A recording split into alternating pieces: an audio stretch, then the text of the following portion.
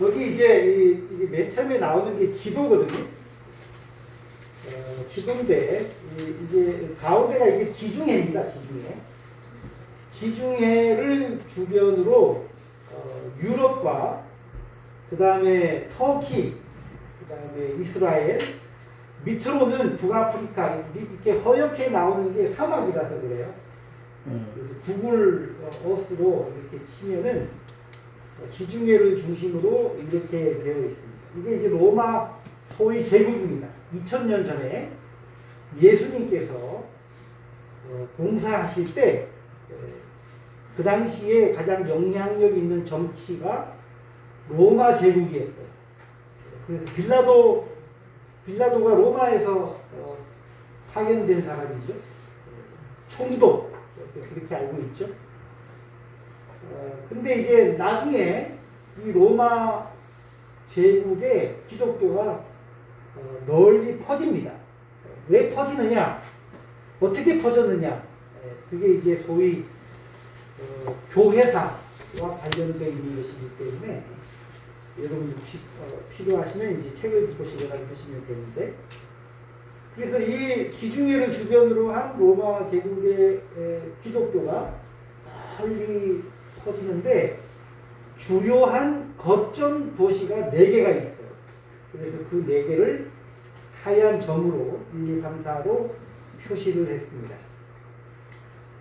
스데반이 예루살렘에서 돌에 맞아 죽음으로 그리스도인들이 예루살렘을 떠나게 되죠. 예수를 믿는 사람들이 이제 떠나게 돼요. 박해를 받으니까 떠나게 돼요. 떠나면 이제 가장 먼저 위로 올라가겠죠. 예루살렘 이스라엘 땅에서 위쪽으로 올라갑니다. 한 200km, 160km 정도 가면 다마스커스라고 우리나라 성경책에는 다메섹이라는 도시가 있습니다. 거기서 이제 처음에는 있었고, 그러니까 사도 바울이 그 다메섹에 있는 그리스도인들을 또 부탁하러 가다가 거기서 예수님 만나죠. 그 다음에 그 다메섹 위에 안디옥이라고 하는 도시가 있습니다. 처음으로 예수를 따르는 사람들을 그리스도인이라고 불렀다고 합니다. 안디옥. 그래서 여기 첫 번째 여기가 안디옥입니다. 안티오크 이렇게 보통 하고요. 우리나라 지진나는 그 튀르키예죠. 네. 그쪽 이게 터키 네, 지역 네. 맞습니다. 터키 영등에 해당하는 거고요. 그 다음에 이제 그 두 번째 이 지도가 하여튼 이게 로마, 이탈리아의 로마 수도 로마가 오늘 우리가 이제 공부하는 로마서와 관련이 있는 거기가 이제 두 번째 중요한 도시고요. 세 번째와 네 번째는 우리 개신교인들은 잘 모릅니다. 그러나 이제 초기 기독교를 공부하면 이 두 도시를 공부하지 않으면 안 됩니다. 하나가 어디냐면 이집트 옆에 알렉산드리아라고 있어요. 지금은 이제 뭐 그냥 조용한 해변 도시인데 2000년 전만 하더라도 또 2300년 그리스 시대 이런 때 알렉산드리아는 매우 중요한 도시였습니다. 그러니까 예수님 당시에도 이 이집트의 알렉산드리아는 지식인들이 많이 모인 곳이었죠. 거기에 교회가 있었어요. 거점 도시가 있었습니다. 유명한 지도자들이 알렉산드리아에서 많이 나왔습니다. 그 다음에 마지막으로 카르타고라는 북아프리카 도시에도 북아프리카 전역에 그리스도인들이 많았습니다. 이 북아프리카의 북아프리카의 기독교인들은 600년 지난 다음에 이슬람이 등장하고 100년 만에 로마 제국의 반을 정복하거든요.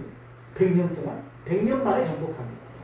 그때 이 북아프리카 지역의 많은 기독교인들이 이슬람으로 바뀝니다. 근데 지금 우리는 이제 이 이슬람이 되게 불편하고 또 무섭고 그렇게 알고 있는데 교리가 오늘 제가 말씀드리는 어떤 부분과 서로 통합니다. 그래서 하나님이라고 하는 단어, 그것이 이슬람어로 알라예요. 같은 단어예요. 그러니까 아람, 네, 얘기가 또 돌아가니까. 여하튼 이슬람과 초기 기독교는 같은 점이 많았어요. 그래서 와서 막 칼 들이밀고 너 믿을래 안 믿을래가 아니라 거의 같은 내용이었기 때문에 이름만 바뀌었을 뿐입니다. 그래서 쉽게 아프리카 지역의 기독교인들이 이슬람으로 바뀌었습니다. 오케이. 보겠습니다, 이제. 신약 성경 27권 우리가 갖고 있는 성경, 마태복음부터 시작해서 요한계시록에 이르는 언제 27권이 확정됐나? 언제 확정됐나? 공식적으로 397년, 아까 말씀드린 북아프리카 지역의 카르타고에서 종교회의를, 그러니까 교회 지도자들, 로마 제국의 전역에 교회 지도자들이 카르타고에서 모였는데, 물론 이제 북아프리카니까 아프리카의 종교 지도자들이 많이 왔겠죠. 근데 이 북아프리카 카르타고에서 모인 회의에 주도를 누가 했느냐면 알렉산드리아 주교였던 아다나시우스가 됐습니다. 중요한 거 아니에요. 그 들으시면 돼요. 그러니까 자, 지금 안디옥 로마. 네, 로마 이쪽이 아니고 밑에 지역에 로마 제국의 이 남쪽 지역에 있는 교부와 교회 지도자와 그 다음에 북아프리카의 많은 교회 지도자들이 모인 카르타고 회의에서 약 한 397년 회의에서 최종적으로 몇 권을? 27권. 그러니까 이 말이 무슨 말이냐면 요한계시록이 처음에는 안 들어갔어요. 근데 397년 회의에서 요한계시록까지 포함한 총 27권을 뉴 테스타먼트, 신약이라고 정한 것입니다. 그러니까 몇 년이 걸린 거예요? 300년. 약 한 350년, 400년 정도가 걸린 거예요. 그걸 우리가 이제 지금 가지고 있는 거예요. 그러면 397년에 27권을 확정할 때 그 원본이 있었을까요? 사도 바울이 쓴 편지, 베드로가 쓴 편지, 또 뭐 마태복음, 이 원래의 편지가 있었을까요? 없었습니다. 지금까지 발견되지 않았습니다. 뭐만 남아있는 거예요? 사본. 사본이라고 하는 베끼고 하는 것만 남아있는 것입니다. 오케이. 자, 그 다음에 근데 27권의 순서가 어떠냐 하면 마태로 시작하는 마태, 마가, 누가, 요한, 이 사복음이죠. 그 사복음 다음에 누가 나와요? 당연하죠. 예수님이 돌아가시는 이야기로 다 끝나니까 부활하시고 승천하신 다음에 오순절 성령과 함께 12명의 제자와 500여 명의 사람들로 시작하는 예루살렘에서의 이야기로 사도행전이 이어지는 것입니다. 그리고 특별히 12제자 중에 누가 많이 나와요? 베드로와 요한이 나오죠. 그 다음에 이제 10장 정도 가면 갑자기 주인공이 바뀝니다. 네, 사도 바울. 그래서 그 이후로부터는 사도 바울이 해외 선교를 하는 이야기로 쭉 이어져서 어디까지 가요? 사도 바울이 나중에 어디까지 간다? 로마까지 가서 2년 동안 전도하는 걸로 끝나요. 죽는 장면이 안 나옵니다. 네. 이게 사도행전이에요. 그 다음에 우리가 보통 어떻게 알고 있느냐면 사도, 그 다음에 로마서 사도 바울의 편지 13개 중에 가장 먼저 로마서가 나오고 쭉 이제 13권이 나옵니다. 이거는 사이에 다른 책이 끼어 있지 않아요. 로마서부터 시작해서 뒤에 나오는 12권은 다 누구 책이다? 사도 바울의 책입니다. 그러면 이 순서는 어떻게 정했을까요? 왜 로마서가 가장 먼저 나올까요? 로마서 가장 중요하니까? 13권이 길이가 다 달라요. 그 길이가. 로마서가 제일 깁니다. 그 다음에 제일 짧은 게 뭐죠, 그러면? 누구에게 보낸 편지? 디도에게 보낸 편지. 그래서 길이별로 이렇게 정한 거예요. 중요하다. 혹은 맨 처음부터 썼다가 아니라 뭐로부터 정했다? 길이로 정했다. 근데 가장 긴 게 아무래도 의미가 있겠죠? 뭔가 좀 내용이 많이 들어있는 건 이렇게 사도 바울이 중요한 의미가 있지 않겠어요? 그래서 로마서가 맨 앞에 나옵니다. 그 다음에 이제 대부분이 모든 교인들, 한국에 있는 개신교인이든 재림교인이든 사도 바울의 13권을 다 몰라요. 네. 로마서가 가장 많이 알고 고린도 전서도 알고 갈라디아 이렇게 알고 있는데 13권을 성경 편명으로 암송하는 사람 말고는 잘 모릅니다. 잘 모르니까 요 다음에 무슨 책이 나올지도 잘 몰라요. 재림교인들은 맨 마지막 책은 너무 잘 알죠. 맨날 우리는 이것만 가지고 사니까. 그러니까 사도 바울의 편지 13권과 요한계시록 사이에 있는 책이 있는데 그 책에 대해서는 잘 모릅니다. 근데 어떤 책들이 있느냐면 야고보, 그 다음에 베드로, 전서, 후서, 그 다음에 또 요한, 1서, 2서, 3서, 그 다음에 유다서. 근데 이 네 사람의 공통점이 있어요. 야고보는 누구 동생이에요? 예수님의 형제. 형제. 그 다음에 베드로와 요한은 어떤 사람이에요? 12제자 중에 예수님과 가장 가까웠던 수제자급에 해당하는 사람이죠. 그 다음에 유다는 누굴까요? 유다도 예수님의 형제예요. 자, 잘 몰라요. 이걸 잘 모르는데 이분들의 이 네 분의 7권을 공동서신이라고 보통 해요. 하는데 왜냐하면 잘 설교하지 않기 때문에 그래요. 주로 어디를 많이 얘기하겠어요? 사도 바울의 편지. 그 중에서도 또 가장 길고 맨 먼저 나오는 로마서가 많이 알려져 있어요. 그 다음에 계시록은 개신교인들은 아예 보지도 않으려고 하는 책이죠. 이거 잘못 해석했다가는 큰일 난다 이래서 이건 보통 누가 해석해요? 개신교인들이 볼 때 이단들이 이 책을 많이 해석해요. 우리도 이 책을 해석하니까 뭐라고 해요? 이단이라고 얘기해요. 그러나 우리는 또 다른 의미에서 이걸 중요하게 생각합니다.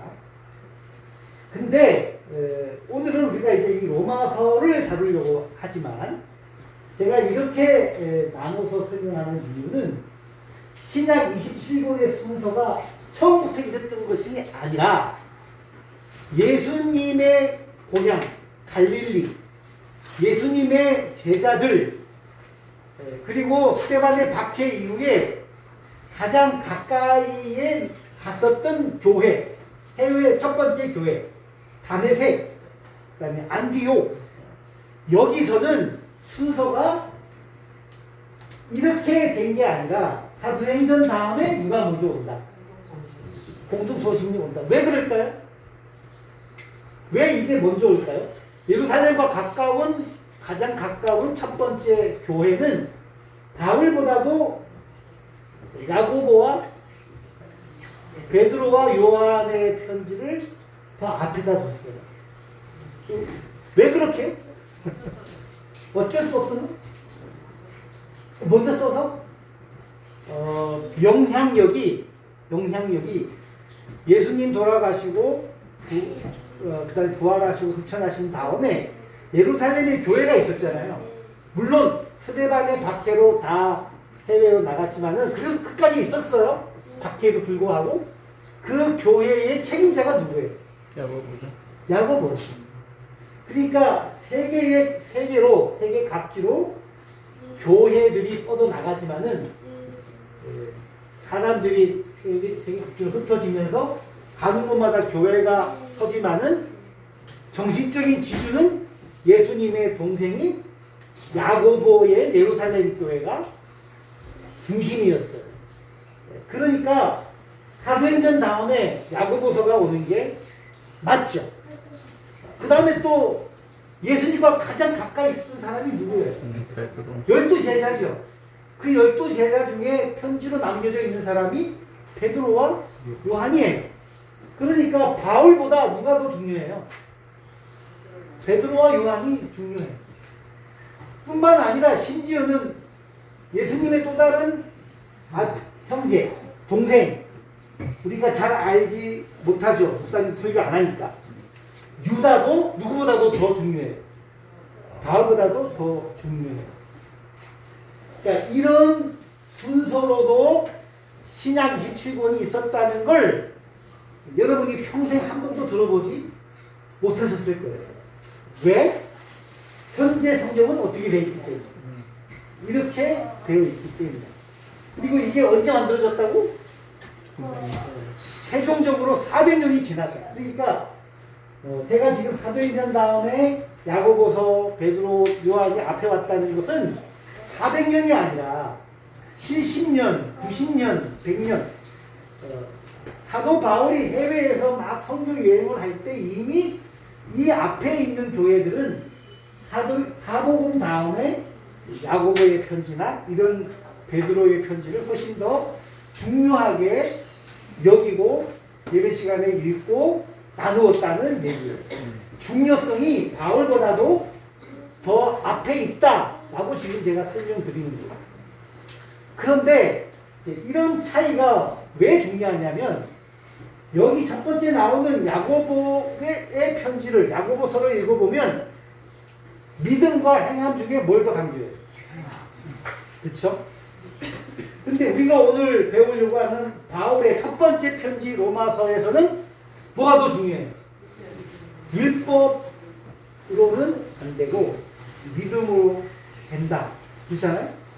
그러니까 현재 우리가 가지고 있는 순서로 보면은 믿음이 신약의 딱 중간에 위치하면서 영향력이 큰데 초기 교회에서는 야고보서를 비롯한 베드로와 요한의 편지들, 심지어는 유다의 편지들을 읽어보면 믿음이 아니라 삶의 행위를 실천하는 그것이 더 중요하다고 말한다. 그러나 이제 현재 우리가 가지고 있는 성경이 지금 이렇기 때문에 항상 이렇게만 얘기하죠. 이게 첫 번째 말씀드리는 거고요.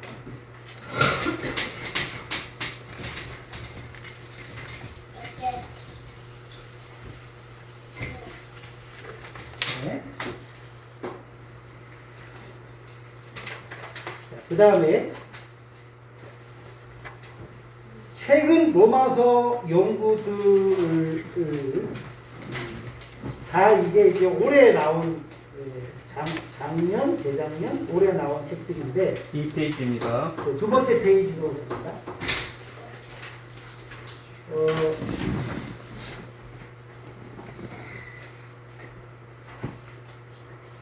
로마서는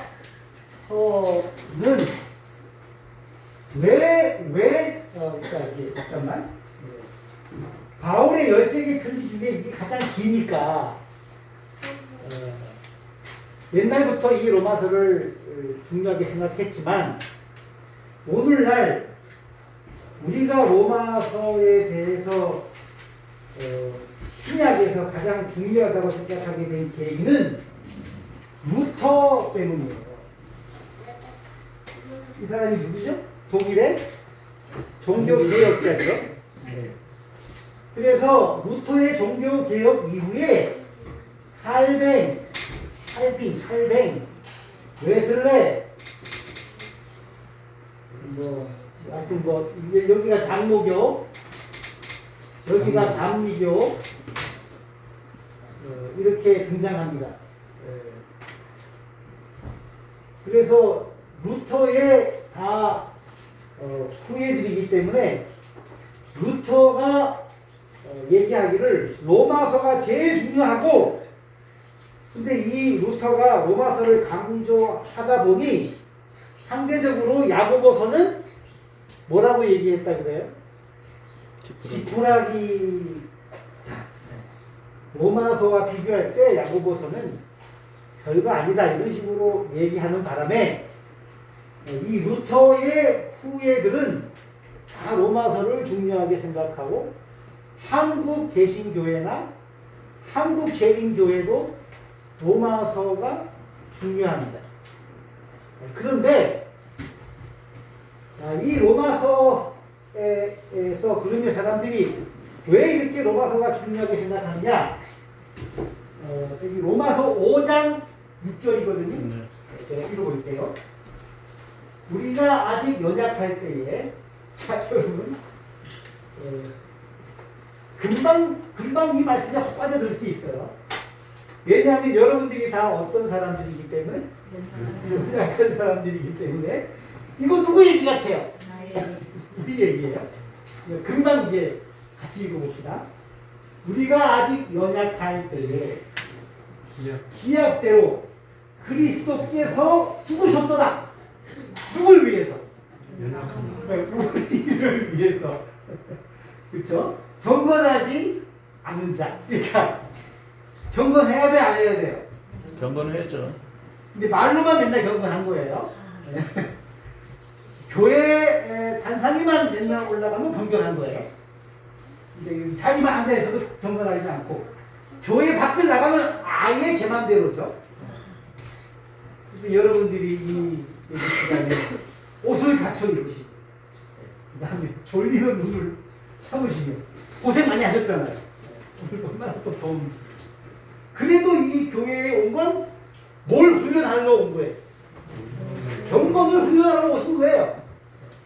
그럼에도 불구하고 마음으로 이런 말씀을 들으면 금방 이렇게 그래 내가 왜 맨날 내가 왜 이 모양이야? 자, 의인을 위하여 죽는 자가 쉽지 않고 선인을 위하여 용감히 죽는 자가 혹 있거니와. 그쵸? 세상은 강한 사람, 힘 있는 사람 주변으로 모여들어요. 네, 그쵸? 우리 교회도 마찬가지예요. 처음에 누가 왔는데 스니퍼 신고 왔어요. 그리고 두 딸과 함께 왔어요. 조그만한 딸과 함께 왔어요. 그러니까 교우님들이 쟤 누구야? 도대체 그렇게 시작했어요. 근데 7년이 지났는데 예전에 수석장로 하셨다고. 그러니까 처음에 올 때부터 어떻게 와야 돼? 교회 올 때. 정장을 하고 두 딸도 아주 예쁘게 입고 차도 좋은 걸로 타고 와야 첫인상이 좋은 거잖아요. 근데 처음에 올 때 그렇게 왔어요. 나중에 알고 보니까 보통 사람이 아닌 거예요. 힘 있는 사람, 강한 사람, 이런 사람들과 함께 있는 것이 좋죠. 그러나 연약한 사람, 그런 사람은 우리 가운데 있을 때도 우리가 사실은 많이 힘들어요. 오케이? 우리가 아직 죄인 되었을 때에, 그런데 누구는 그리스도께서는 죄인 되어 연약한 경건하지 않은 우리를 위하여 뭐 하심으로? 죽으심으로 하나님께서 우리에 대한 자기의 사랑을 확증하셨는데, 이게 어디 있는 말씀이에요? 로마서에 이런 말씀이 있다. 로마서가 너무 좋은 말씀이에요. 제 얘기는 1장부터 11장까지 다 안 읽어도 로마서 5장 요 말씀만 읽어도 우리 마음이 벌써 이렇게 읽는다고. 그리고 요 9절, 10절에 가면 더 좋은 말씀이 있는데 할인이 짧아서 원교대가 또 그냥 넘어가는 거예요. 뒤에 더 좋은 말씀이 있어요. 로마서가 이렇게 좋은 말씀이에요. 그러니까 사람들이 이 로마서에 있는 말씀으로 용기 얻고 교회 와도 목사님이 이런 이야기를 많이 해주는 걸 좋아하고 저도 교회에서 우리 교우님들에게 지난 일주일 동안 고생 많이 하셨고 사시느라고 집안에서 또 여러 가지로 갈등도 있고 사회생활할 때도 힘들고 그러나 우리 예수님께서 여러분들을 사랑하시고 여러분들이 실수하고 실패하셔도 다시 이 교회에 나와서 여러분이 머리 숙일 때 우리 하나님께서 예수 그리스도를 통하여 여러분에게 위로와 축복을 주실 것입니다 하면 아멘. 교우님들이 다는 그래요. 근데 그 다음 주에 또 무너져요. 그 다음 주에 다시 만날 때 목사님은 또 다른 종류의 비슷한 소리를 해요. 잘못하면 1년 52주 계속 이 순환, 이 좋지 않은 순환을 해야 돼요. 교회에 오면 다양한 방식으로 이걸 하고 교인들은 다시 아멘 감사합니다 하고 또 딱 나가서 살고 학생으로 따지면 요즘 저희 교회에 이제 6학년 중학생들이 있는데 아유 초등학교 때만 하더라도 다들 그렇게 열심히 놀더니 중학생이 되기 시작하니까 긴장을 얼마나 하는지 얼마나 열심히 공부하는지 몰라요. 근데 공부를 해보니까 어때요? 세상에 가장 쉬운 게 공부예요. 부모님들이 그렇게 말해요. 너 공부가 생각보다 쉽다? 학교 다닐 때가 제일 좋은 거다? 맞아요. 그런데 막상 그 학생은 어렵죠. 책을 열심히 봐야 되는데 보다 보면 자고 있고 유튜브가 훨씬 더 재밌어요. 교회 왔어요. 목사님이 너의 실패를 하나님께서 아십니다. 그러나 다시 기도하면 하나님께서 너를 공부할 수 있게 주실 거야. 알겠지? 가서 또 일주일 동안 책을 볼 때마다 기도하면서 읽어? 이렇게. 지금도 가서 목사님께서 기도하면 책도 잘 읽힌다고 했으니까 그게 보면서 하느님 아버지 책 잘 읽게 해주세요. 끝까지 읽게 해주세요. 하고 기도하고 5분 후에 또 자고 있어요. 그러니까 이게 계속 반복이 되면 이 학생이 결국에는 두 개 중에 하나예요. 교회에서 하는 얘기를 더 이상 믿지 않든지 아니면 학원에 가서 공부를 하든지 두 개 중에 하나예요. 대부분이 다 이래요. 그러니까 누가 어떤 말을 하느냐 하면 공부는 아무나 하는 게 아니다. 공부는 타고나야 된다. 또 이렇게 말하는 사람이 있어요. 아예 길을 죽이려고. 근데 또 누구는 유명한 과외 선생님이 또 뭐라고 그러냐면 공부를 그렇게 못하던 아이도 어느 날 갑자기 고2 때부터 공부 하기 시작해가지고 명문대를 들어간 애도 있다. 이렇게 얘기해요. 여러 종류의 그렇죠? 자, 그러니까 로마서의 말씀을 쉽고 여러분들에게 용기가 되는 걸로 대부분 전하고 있는데 그걸 1년 내내 할 수가 없는 거예요. 그러면 과연 바울이 로마서 1장부터 16장까지 그런 쪽으로 다 썼을까? 아니죠. 이게 우리가 오늘 공부하는 이유인 거예요. 다시 한번 로마서에는 매우 아름다운 말씀이 있습니다. 우리를 위한. 1장부터 16장까지 다 있을까요? 아니. 그렇지는 않습니다. 그런데 대부분의 설교가 대부분의 목사님들이 대부분이 이렇게 좋은 말씀만 빼서 말씀하십니다. 교인들도 기억절로 이걸 외우고 있어요. 그러니까 오늘 이제 그 얘기를 할 건데 여기 보면 책 3권이 있어요. 원서가 2015, 2016, 2019 원서가 나온 지도 얼마 안 됐는데 번역은 다 작년, 재작년, 올해 지금 막 나온 책도 여기에 있어요.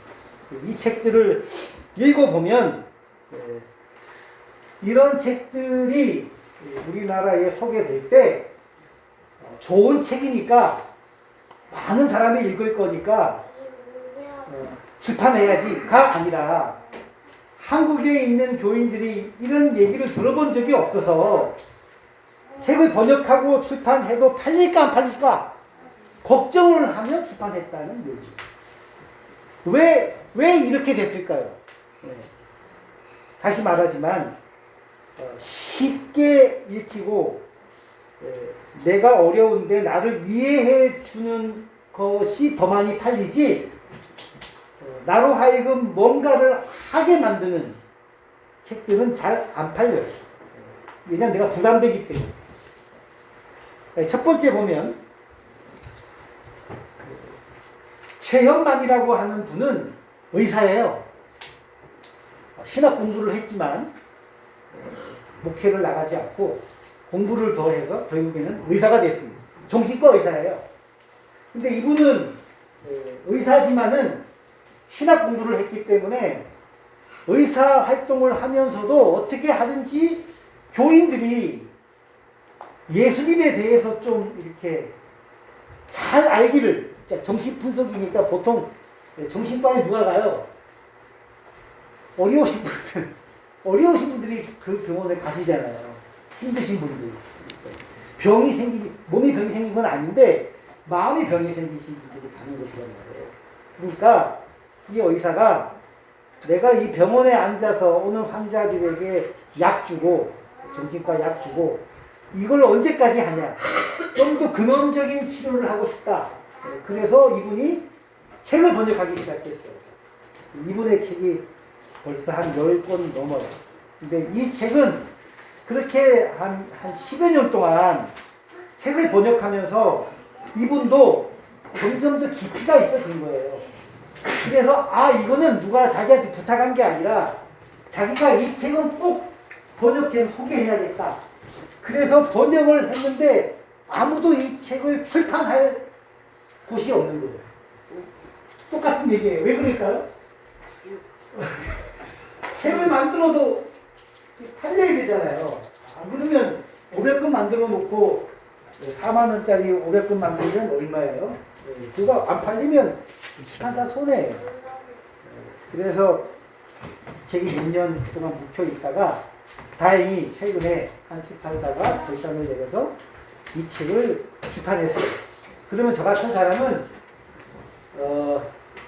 어디 나가서 뭐 할 거 이 출판사와 이 번역자를 격려하는 의미에서 가서 사요. 그런데 가서 사요. 나 하나라도 돕자. 그런 마음으로. 내용은 이미 다 알고 있는 내용인데 일부러 그렇게 합니다. 오케이. 여기 보면 갈라디아서에서 예루살렘의 야곱으로부터 올라온 사람들이 등장하자 베드로가 식사 시간에 식사하다가 뒤로 물러나죠. 바울이 이것을 비판합니다. 율법 대신 오직 믿음이라고 강조하는 소위 복음주의자들은 그래서 사도 바울은 율법에 대해서 매우 부정적이었다. 그리고 다메섹으로 핍박하러 갈 때에 예수님을 만나면서 자기가 유대 랍비로부터 엄청난 교육을 받았지만은 그 유대교가 다 틀렸다. 라고 결단을 내린 사람이다. 그래서 지금 이 갈라디아서에 있는 말씀을 보면서 사도 바울에 대해서 보통 뭐라고 얘기하느냐면 사도 바울은 유대의 랍비 교육을 받은 매우 뛰어난 사람이었지만 예수를 만나면서 유대교를 버리고 예수를 따르는 기독교인이 됐다.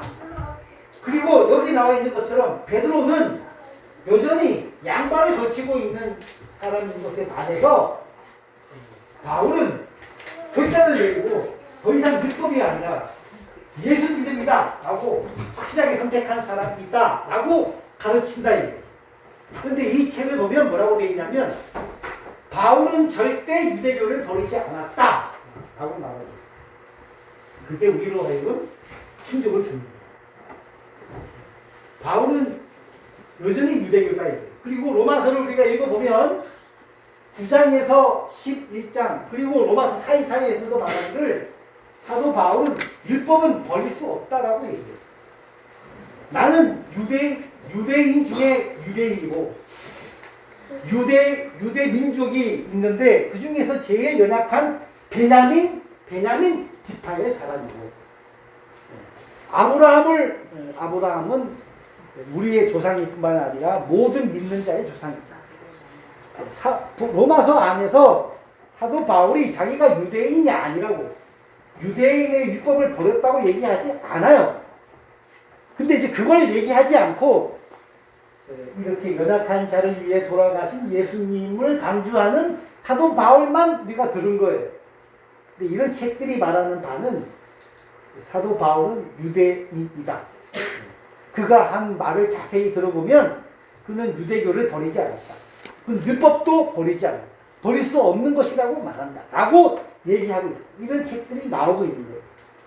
두 번째, 로마서의 가면이라는 책인데 로마의 가면이 아니라 로마서를 읽으실 때 중요하게 생각해야 될 것이 있다.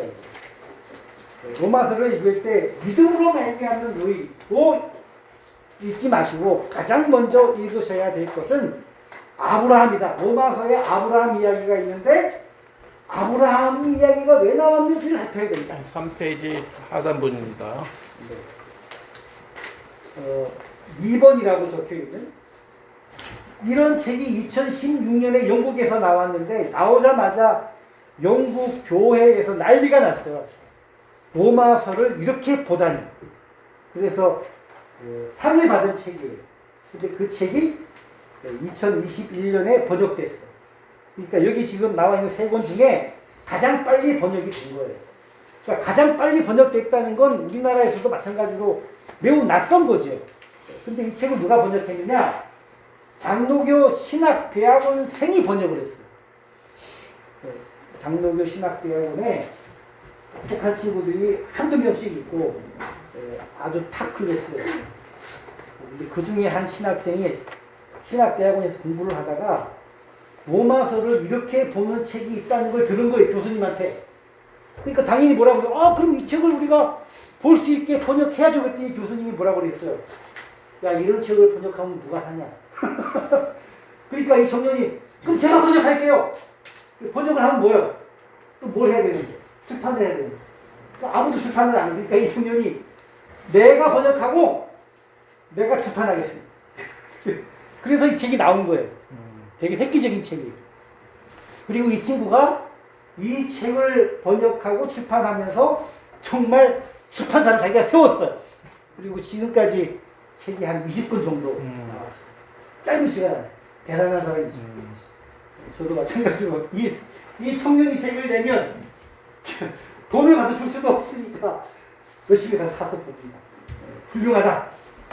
근데 사실 우리 재림교회는 지금 몇 년 사이에 이렇게 나오는 책들에 대해서 별로 여러분이 신경 안 쓰셔도 돼요. 왜냐하면 우리는 이미 누가 엘렌 화이트 선지자가 이 부분에 대해서 다 얘기를 하셨어요. 뭘 보시면 되냐? 산상수훈. 여러분이 엘렌 화이트 글을 검색하는 곳에 가셔서 로마서 딱 치면은 놀랍게도 로마서를 치면은 로마서에 대한 설명이 아니라 다 어디 가서 붙어 있느냐 하면 산상수훈에 가서 붙어 있어요. 자, 산상수훈이 뭐예요? 마태복음 5장, 6장, 7장 이 세 개를 따로 떼서 엘렌 화이트이 나이 70 가까이 됐을 때 쓰신 거예요. 호주에서. 엘렌 화이트 몇 살 때? 믿음을 말미암의 1888년은 환갑 정도고요. 호주로 가셔서 한 10년 계셨는데 그 10년 마칠 때쯤에 시대의 소망도 쓰시고 산상수훈도 그때 쓰셨어요. 근데 그 산상수훈에 있는 말씀을 뭐랑 연결했어요? 로마서랑 연결했어요. 근데 안식일 교인들은 이걸 잘 이해를 못하세요. 산상수훈은 율법이니까, 그쵸? 산상수훈은 율법이에요. 근데 에르마이스는 그 율법을 설명하면서 로마서를 갖고 왔다고. 로마서에서 사도 바울이 율법에 대해서 매우 긍정적으로 한 부분들을 다 갖다가 여기다 실어 놓은 거예요. 근데 안식일 교회에서 이렇게 설교를 잘 안 하는 거죠. 딱 안식일 교회는 두 종류예요. 나이 많으신 분들은 율법 설교, 젊은 목사님들은 다 믿음 설교. 딱 바뀌었어요. 두 패로. 그래서 어르신들은 맨날 같은 얘기만 하고 있고 젊은 목사님들은 은혜가 넘쳐요. 설교가. 두 개로 나눠졌어요. 나중에 뭐 얘기하겠습니다. 세 번째, 로마서 설교. 그래서 이런 책들이 나온 다음에 어떤 한 신학자가 로마서 설교가 얼마나 다양한지에 대해서 로마서 설교 4가지 관점이라는 제목으로 책을 이제 그게 이제 3페이지 밑에 로마서에 대해서 여러 관점을 소개할 수 있는 여유를 가지게 됐습니다. 그래서 4페이지 보면 우리가 이미 많이 들었던 종교개혁가들의 입장, 두 번째는 세 관점이 뭐냐면 사도 바울은 유대를 버리지 않았다. 사도 바울은 끝까지 유대인으로 살았다. 이게 세 관점이에요. 세 번째, 여러분들이 슈바이처라고 들어보셨어요? 네. 근데 그 사람이 아프리카 가서 의사로서 봉사한 사람이잖아요? 근데 그가 젊었을 때 10대 후반, 20대 초반에 신학 박사 과정을 받은 사람이에요. 박사 학위를 받은 사람이에요. 근데 이 1900년 초에 슈바이처가 신학 공부를 하면서 뭐라고 얘기하냐면 사도 바울은 유대인으로서 살았다라고 얘기하는 거예요. 놀랍죠? 슈바이처라는 사람이 신학 박사였다는 것도 처음 들으셨을지 모르겠어요. 근데 신학 박사였는데 뭐라고 얘기했냐면 사도 바울이 누구다? 유대인이다. 이렇게 주장했어요. 그 당시에는 다 뭐라고 했냐면 그 당시 대부분의 모든 사람들이 사도 바울은 유대교와 관계를 끊었다. 대부분이 다 그렇게 얘기했어요. 신학자들이 다. 그래서 여러분 다 독일 사람이잖아요. 보세요. 1920년, 30년이 되면은 독일의 1차 세계대전에서 독일이 패하면서 경제 위기가 오고 그러면서 히틀러가 등장하기 시작해요. 또 한번 전쟁을 벌이죠. 전쟁을 벌이면서 어떤 민족을 다 잡아요? 유대인을 잡죠. 그리고 어떻게 해요? 우리 아리안족이 훨씬 더 위대하고 유대 민족은 우리보다 열등하다. 그래서 다 잡아서 가스실로 보내서 죽여요. 얼마나 죽였다고요? 600만 명? 자, 잘 들어보세요. 독일에서는 사도 바울이 유대인이 아니라고 하는 것이 대부분이 신학자들이 얘기한 거라고. 근데 누구만 얘기했다고? 슈바이처만 사도 바울은 유대인이다 이렇게 말하는 거예요. 모두가 다 사도 바울도 유대인이 아니라고 얘기하니까 유대인에 대해서 좋게 봐줄 수 있어요? 없어요? 좋게 봐줄 필요가 없죠. 만약에 슈바이처가 얘기한 대로 사도 바울도 유대교였고 유대교를 버리지 않았다 이렇게 얘기했으면 유대교에 대한 부정적인 인식이 퍼지지 않았을 거예요. 그러나 독일에 있는 모든 신학자들이 교회에서 사도 바울은 유대교를 버리고 율법을 버리고 오로지 새로운 기독교로 전향했고 이렇게 가르쳤기 때문에 기독교인들이 히틀러를 지지하고 기독교 목사들이 히틀러를 위해서 교회에서 기도하고 독일이 전쟁에 이기라고 기도하고 그리고 히틀러가 유대인을 잡는 일에 기독교회가 동조하고 그런 일이 있었어요. 그러니까 슈바이처가 대단한 사람입니다. 똑똑하고 영민하니까 남들하고 똑같은 길을 가지 않는 거예요. 근데 100년이 지나고 나서 이제야 슈바이처가 말한 사도 바울이 유대인이었다라는 얘기를 지금 다시 꺼내고 있는 거예요. 세 번째 책에 그런 내용이 들어있어요. 자, 여기서 반입니다. 여기까지 하고. 지금 설교는 위험합니다. 여기 4페이지에 있잖아요. 네, 책 네, 네. 그림에. 네. 요건 저기 내일 나는 1시간 할 줄 알았더니 2시부터 5시까지라고 어떻게 그 3시간을 해요? 그러니까 그냥 내일도 가볍게 생각하고 오세요. 네. 자, 오늘 여러분들이 지금까지 들어오셨던 몇 가지에 대해서 최근에 연구들이 다 뒤집어지고 있다는 걸 말씀드린 거예요. 다시 한번. 성경 신약 순서가 마태로 시작해서 사복음과 사도행전, 그 다음에 우리는 당연히 뭐가 나올 줄 알았는데 바울의 편지들이 나올 줄 알았는데 우리가 귀에 익지도 않은 야고보서, 베드로 전후서, 요한 1, 2, 3서, 유다서가 바울 서신보다 더 앞에 있은 적도 있었다. 그러면 현재 가지고 있는 순서는 왜 이렇게 됐냐? 그건 로마 제국의 수도에 있던 로마 교회 때문에 그런 거예요. 서방교회. 자, 안식일 교회는 시작할 때 평신도들이 각 교회에서 다 열심히 성경 공부하고 하다가 모였잖아요. 그리고 교리를 만들 때 철저하게 뭐에 근거해서 만들었다 그래요? 오직 성경만 가지고서 연구해서 만들었다고 얘기해요. 그래서 제7일 안식일도 처음에는 일요일에 같이 예배 드렸어요. 제임스 화이트, 엘렌 화이트 다 일요일 교인이에요. 감리 교인이에요. 그런데 누가 제7일 침례교회 가서 말씀을 들어보니 안식일이 일요일이 아니고 언제다? 제7일이다. 그 얘기를 듣고 와서 이거 같이 얘기해보자. 다 성경을 공부했더니 예배 드리는 날이 일요일이 아니라 제7일인 거예요. 이게 성경 연구니까 그 시대에 무슨 뭐 장로교가 가장 크고 감리교가 서민들한테 인기 있고 그렇게 따진 게 아니라 오직 뭐만 가지고 얘기하자. 성경만 가지고 얘기하자. 그래서 가톨릭이라고 하는 큰, 지금도 세계에서 가장 큰 교회가 만든 교리에 연연하지 않고 또 심지어는 루터가 종교개혁자의 시발점이지만은 루터가 말했다고 다 따르지 않고 웨슬레, 안식일 교회는 웨슬레 감리교 영향을 많이 받았어요. 왜냐하면 엘렌 화이트 어디 출신입니까? 감리교 출신입니다. 그러나 자기가 어느 교회 다녔든 상관없이 함께 모여서 뭘 연구함으로 성경을 연구함으로 우리의 독특한 기별들을 찾아낸 거잖아요. 지금도 마찬가지예요. 여기 지금 나와 있는 신학자들이 끊임없이 성경만 가지고 얘기하는 거예요. 어느 뭐 누구의 영향을 받지 않고.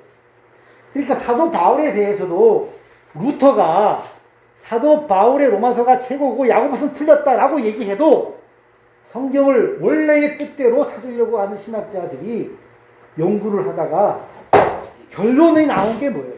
사도 바울은 유대교를 버리지 않았다라는 거예요.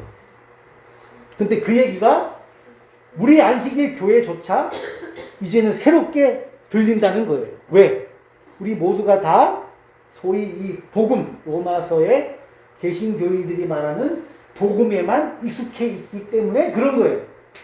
그래서 오늘은 여기까지 말씀드리고, 그러면 목사님, 그래요. 성경을 깊이 연구하다 보니 사도 바울이 유대인이었다. 뭐 그럴 수 있죠. 근데 이게 왜 이제 와서 이렇게 연구가 되는 걸까요? 나는 궁금증이 생기지 않아요? 저도 궁금했어요. 그래서 그 얘기는 내일 오후에 시작하자마자 왜 이 시대에 21세기에 이런 연구가 막 솟아서 나오고 심지어는 장로교의 젊은 신학생이 신학 공부를 하다가 여기에 눈을 뜨고 출판사를 차리면서까지 이 일에 뛰어드는지 그 배경을 내일 시작하면서 말씀을 드리겠습니다. 그럼 내일 오후에 꼭 만나야 되겠죠? 여기까지 하겠습니다. 감사합니다.